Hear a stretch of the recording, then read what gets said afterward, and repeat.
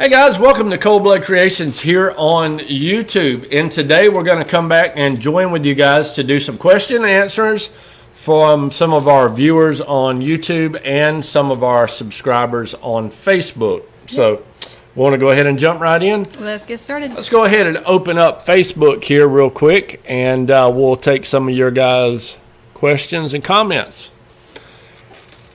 All right, this first one is on Facebook. This is Deshane Dunstan. He said, we missed your Q&As this past Sunday.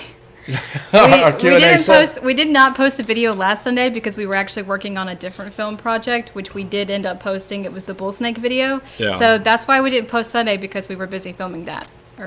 Yeah.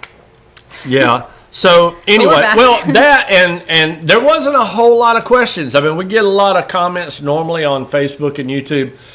We didn't get a lot, thankfully, because it gave us the opportunity again to work on these videos. We had one on bull snake care mistakes that came out a couple days ago. We got another one that's going to come back next month. It's going to be an update to our video about the 5 bearded dragon care mistakes. Now, we released that video, a few years ago. Yeah, it's been a while. Was it like 2020 or 2019?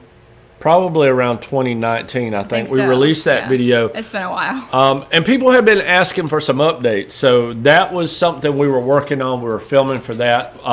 Some of you guys who have been asking about Phil Billy. Phil Billy's going to come back for that video. So you guys want to stick around and check that out. So anyway. We've been filming more skits lately. So we think you guys will be excited about that. So stay tuned. And let's move on to our next question. All right. Anthony Okay, before we started filming, we were trying to pronounce the last name. Anthony Mulvihill Hill. Mulvihill. Anyway. We'll go with that. We'll go with it. I could really use some information. I never had a bearded dragon before, and Petco had bunch of baby bearded dragons for sale about 50% off. Sounds about right. That's how you know they're about to die. When they drop stuff down to 50%, I was like, hurry up and sell them before they die. 50% off works for clothes at the mall, but 50% off an animal at Petco.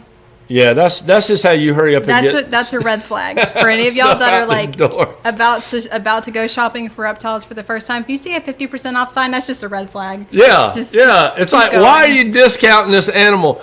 That if anything, the price should be going up on, because these stores are having to put more money into the feeding and the care. The price should increase.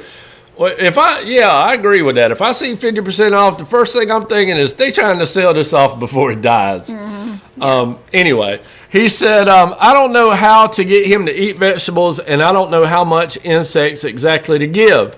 Some posts say 50 to 70 a day, 10 to 20 a day, and one article shows babies should eat 5 to 9 a day. Don't you like how these Facebook groups and all, they're so adamant, like, you got to feed your dragon 9 mealworms at a time. Like, the rules are so specific, as if dragons don't change their size over time. Like, okay, a baby could be like this, a baby could be like this. Yeah, and a cricket could be the size of a pin. Yeah. The tip of a pin, they call it a pinhead. It could be adult cricket. There's no way it's anyway, I'm going to answer your question this way, Anthony. Every question that you've asked here is going to be answered in the video we just filmed. Yeah, we're coming out with another care mistake, or he just said that, but it's going to be coming up, in the next 2 weeks Probably or so? the next couple of weeks or so. We hope to have that finished and have it live on YouTube. But every one of your questions we're going to talk about, because one of the biggest care mistakes that people do is obviously what Anthony has done, and that is to go out and make an impulse buy without doing a whole lot of research ahead of time. Because if he had done a lot of research, he probably wouldn't have bought this dragon from where he bought it from to begin with. Yeah. But anyway, Anthony, I'm not trying to be disrespectful to you, my friend, but I will tell you, we get these questions so many times and so often. This is what we're going to be featuring in this video that's going to be coming up in the next couple of weeks. Sometimes you have to learn the hard way, and we understand that. Not everyone knows in the beginning not to go to a big box pet store to buy reptiles, and we'll touch on that in our full length video too, so you can learn more about it there. But But I want to do, listen, I don't want to send you away empty-handed. I am going to share one thing with you. When it comes to feeding, there's no exact answer. There's no exact answer. What I tell people, if you're feeding crickets, if you're feeding roaches, let your dragon get full. Feed him all he wants to eat in the first 5 or 10 minutes. If he'll eat 5 crickets, he'll eat 10. The biggest concern I have is size appropriate insects. We have talked about that in other videos. So go check out our other care videos, and most of this will be answered there too. But there's really no exact answer because, you could feed a dragon a large cricket and it may eat 1. You could feed it a cricket that's a quarter that size, it may eat 4. So there's no way to really give you a solid answer. My apologies, but that's about the best I can do. Yeah. Basically, just look at the stomach of your dragon and just kind of assume how much you think could fit in there. That goes for both salads and insects. That's just what I've done throughout the life of all of my dragons. Yeah, so. Yeah. It's not an exact number. And when people are telling you that on Facebook, you got to feed 6 crickets. You can't feed 5. You can't feed 7. It's got to be 6. They don't know what they're talking about. Just discard that. They don't know what they're talking about. So anyway, let's go to this next one. This next question is by Anonymously. You think he was trying to say anonymously? It's Anonymously. Anonymously. I mean, hey, it ain't the worst screen name I've ever seen. Anyway, you got to get creative when you're making your YouTube account. So yeah. Anonymously. So anyway, they write, I saw an argument online about bathing bearded dragons. Of course you did. Everybody argues about everything online about bearded dragons. People are claiming that bearded dragons don't need baths because their skin is made of keratin and are 100% waterproof. Therefore, bathing them doesn't do anything for them. Also, they are claiming that bathing them while they shed is bad for them as it can cause skin infections. Is any of this true? No. Okay, we also, I think we touched on this a little bit. We did. We touched on this a little bit in the video, but let me take a crack at this here because I don't even understand the logic behind this. Now, I've heard this before. You have? I have never heard of a waterproof dragon before. No, I've heard people say that you should never bathe a bearded dragon. Bearded dragons don't need to get wet. Don't spray them. As if these animals don't live in the wild. As if they never get wet. It never rains in Australia. Yeah, I mean, we know Australia is dry and it's hot, but rains. It's seasonal, like almost everywhere else. Yeah, like right now in South Georgia, goodness gracious. He says people are claiming bearded dragons don't need baths because their skin is made of keratin. I mean, when we're talking about need, we don't need baths either. But obviously, you don't want to be living with someone who feels that way. As far as the whole thing about the skin is made of keratin, keratin is the substance in hair, fingernails, the outer layer, even of our skin.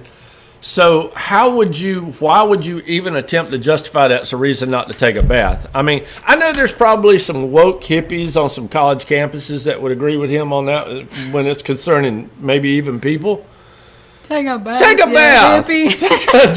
Take a bath, you hippie. Yeah. And also, I just want to touch on the shed skin part because a lot of times, especially with the baby bearded dragons, if they have trouble shedding, and sometimes the most common areas will be the feet and sometimes the tail. And I have found that soaking them in warm water for like 10 to 15 minutes actually does help a lot with the trouble shed. And that's from my personal experience. I've been doing that for a few years, so I can tell you that does help.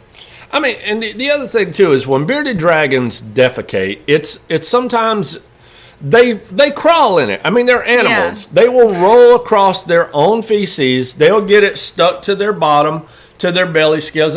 Who wants to pick your dragon up with wet feces? All that? Man, give your dragon a bath. Yeah. It's not going to hurt him. I mean, it's not going to. And this thing about getting a bath will give you a skin infection. I mean, maybe if you're bathing him in a sewer, but if you've got water and you live in not a third world country, Yeah, if you have just regular old bathtub water, I don't know what kind of water they were bathing in them to give them an infection. I mean, these. I feel like you would get an infection if you were just dirty all the time. I mean, I guess if you're bathing so much, so often that you wash all the natural oils out of your skin, but yeah, but that's hardly what he's asking. Yeah, anonymously, if I'm pronouncing that right. Whatever Facebook group you were reading, get out of there. Disregard them bunch of stinking hippies. People and animals can always use a good bath. Yes. So anyway, take your showers, take your baths, stay clean. All right, we got to move on. We got to move on for time's sake. So this next question is that Anthony Lowry? Anthony Lowry. I think so. 1798. I hope that's not Anthony's birthday. Ooh, Anthony. 1798. He writes, I've got people at Bearded Dragon Forum. Here we go again. Mm-hmm. Telling me to take the red light out because it damages their third eye. The light sensing organ on top of the head. Is that true? Anthony, I'm going to tell you this. I don't think in the history of us keeping bearded dragons, I have ever one time used a red bulb for our bearded dragons at night. We just don't use them. In fact, here in southern part of Georgia where we're from, we don't use nighttime heat at all. But then again, our facility where our dragons are kept is usually, it doesn't drop below about 75 degrees at night. So the need for artificial heating or supplemental heating at night has never been an issue for us. I don't carry the red night light bulb, not because of the reason that you mentioned here, but simply because I personally feel like even those red bulbs puts off enough light that it doesn't allow your dragon to have that day and night cycle. So for that reason, I don't use them. I don't sell them. I don't recommend them.